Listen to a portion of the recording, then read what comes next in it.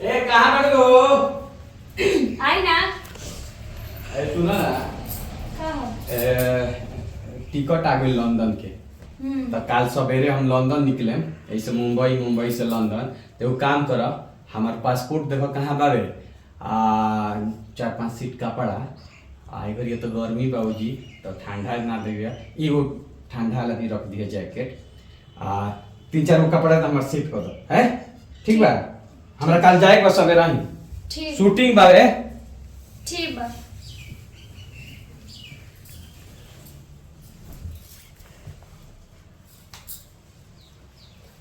हाँ माई बोल। प्रणाम। ठीक बटे समाचार।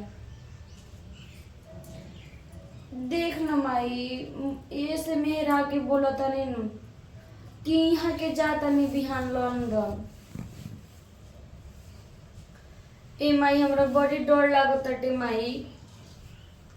कदू लंदन में गोरी गोरी मैम रहेली सन, कदू सुंदर सुंदर रहेली सन। तो हमरा ए बात के डर बाटे नु कि कहीं जाके उजवा फंस मत जास, हमरा के छोड़ मत देस। कदू हमरो से सुंदर सुंदर लड़की उजा रहेली सन, मिलेली सन। यही बात के हमरा डर बाटे माई। देख ना मनो नहीं कर सकत रे। शूटिंग खातिर फोन आइल बाटे तो वो 1-2 दिन खातिर नहीं जात, पूरा 1 महीना खातिर जात रहन। यही सावरी हमर करेजा धक धक करताटे कि 1 महीना में का होई का ना। हाँ ये तो दिने में सूत गल, छोड़ा सूते रहता नहीं। हाँ का करी माई, देखना 1 महीना के हम दिन काटे में हमरा कुछ नहीं के बुझात। अब बिहान उठे, बिहान सुबह ही सब कुछ खीर पूरी उरी सब बनाए, रास्ता में ले जाए खातिर कुछ बनाए। हाँ ठीक बा। ए फगुनिया जरा मत। देखो तर भाई कितना कोमल कोमल हाथ से जब गुदगुदी करत है न, रुआ सिहरा जाता एकदम। आज ले इतना तू प्यार ना कोई रहलू, आज ले तू सरसों का तेल हमरा मुड़ी पर धके कांच कुछ कौआ खाओ, घी के लड्डू बबुआ खाओ पहले रहलू। इन ऊपर से नीचे ले प्यार करे ले, अब बहुत प्यार कर ले। So sweet. आओ तो ई प्राइवेट हमार वीडियो रहले, लेकिन एकरा का पब्लिक मत करिए। आ तू तो हमार वाइफ न हो, देखो बुलावतिया हम जातनी। ठीक बा, बाय फगुनी। तनी प्यार करे के बा, तनी जातनी। ओके जातनी। ओके ओके ओके बाय। तू जाइबा लंदन, तारा के जमाई लंदन ए गोरी मान के तू चुमा लेता रा, ओकर गोड़ छुआता रा, ओकरा साथे नाचता रा। ओकरा साथे नाचता रा तू ए आ कहो तारा के काच कुछ कौवा खाओ, घी के लड्डू बौवा खा। ए तारा के जमाई जवानी लंदन। अरे ए जाइबा रे रे अरे उठ। हाँ एक और तो इसके मार के गदा को तो हमारे पीठ की वही बदली।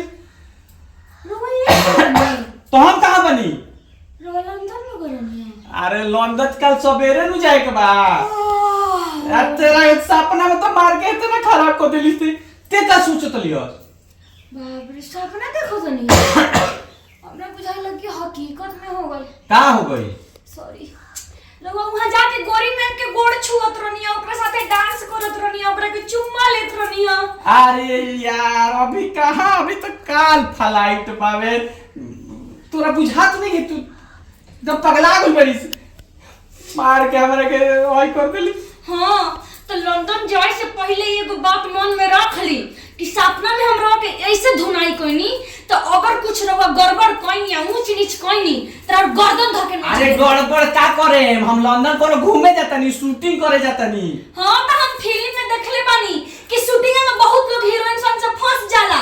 अगर वो दिन आई तो हमरा गर्दन काट देम धके। अरे वो बात नहीं खेते, हमरा भरोसा कर, हमरा भरोसा कर। हमरा संगे वीडियो कॉल पर हमेशा रहिए। ठीक बा? एगो हमरा लगे मत सुत दिन में, ना तो इस सपना गड़बड़ा जाई, बाद में हमारे साला हड्डी गुड्डी कुछ ना रहे। ठीक बा? आराम से अरे बाप कछे नीने टूट देला। अरे बाप रे। हेलो हाँ अभिषेक जी,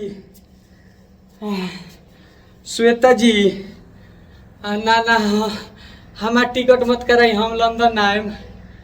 अरे का बताई, अभी घरे में जाके जैसे कहनी है मेहरा रुके कि लंदन जाए ला बनी, आ दिन में आँख लाग गई हो, आ मेहरा आके हमरे लगे तनी सु झपाक मार दिलखिए एक नींद, आ सपना में इतना मार मरलखियो, इतना मार मरलखियो, पता ना वो लंदन के कौन सा ओकरा सपना आइल हो, इतना मार मरलखियो कि पूरा पीठ फुला दिले भैया। हम लंदन आएम। अरे ना ना ना अब आवे लायक हल नहीं कि मेडिकल फिट ना हो पाए, ना दूसरा से फिल्म करा ली, ना ढेर लोग बा लोग से बुला ली, ना अब कान पकड़ता नहीं। अब लंदन आएम, आइबो करम नु तो हमरा के अंग्रेज संग हम लड़की संगे नु हमार फोटो मत खिंचवाए, अब फोटो खिंचवाइबे करम तो फेसबुक यूट्यूब पर मत डालेम। अरे बड़ी मारतिया, अब का बताई, सपना में जब इतना मर ले भी, अगर साचू के जान जाए तो क्या हुई। पेट फूल बोल। अच्छा ठीक बा, देख लेम तनी सु। एक मिनट, शीतलपुर अनामिका हॉस्पिटल पंकज जी के बोली डॉक्टर साहब के। हेलो पंकज सर, ए सर अही एक्सरे कराओ पीठ के। अरे ना ना ना भैंस नहीं के मरले, घर वाला भैंस मरले बिया, माने मेहरारुआ मरले बिया। अरे वो सपना में ओकरा लागल कि हम अंग्रेज कोनो संग नाचतानी खेलतानी लंदन गइल बनी, वही में मार के पीठ फुला दिले बिया। MRI कराओ पड़ी, मेहरारू के मारल MRI करे बोले, एक्सरे ना पकड़ पावेला। अच्छा जौन करे कोई कर दे, ठीक बा हम आवत तनी। ठीक बा सर, ओके। अरे बाप रे। तो दोस्तों मैं आपका दोस्त VIP विजेंद्र सिंह, हमारा संग बनी आनंद मोहन पांडे मामा और मनोज टाइगर बतासा, CP भट्ट ढेला बाबा और रौरा देख रहा बनी VIP Vijender Singh Facebook, Insta और यूट्यूब चैनल। तो अभी ले सब्सक्राइब नहीं के, सब्सक्राइब कर दी, कहे तो हमनी के चौकड़ी पहले जोड़ी रहे, फिर तिगड़ी भइल, अब चौकड़ी हो गई। तो फुल एंटरटेनमेंट करे आ रहल बनी सन, तो चैनल के सब्सक्राइब करी, लाइक करी और शेयर करी और घंटा जरूर बताओ जाई, बजा दो जाई, चाहे नोटिफिकेशन पहुंच जाई कि VIP कौन नया वीडियो अपडेट कैले बाटे। ऐसा ही हंसत रही, पूरा रौरा लोगन के लोट पोट करे आ रहल बनी सन। तो तब तक के लिए धन्यवाद, लव यू।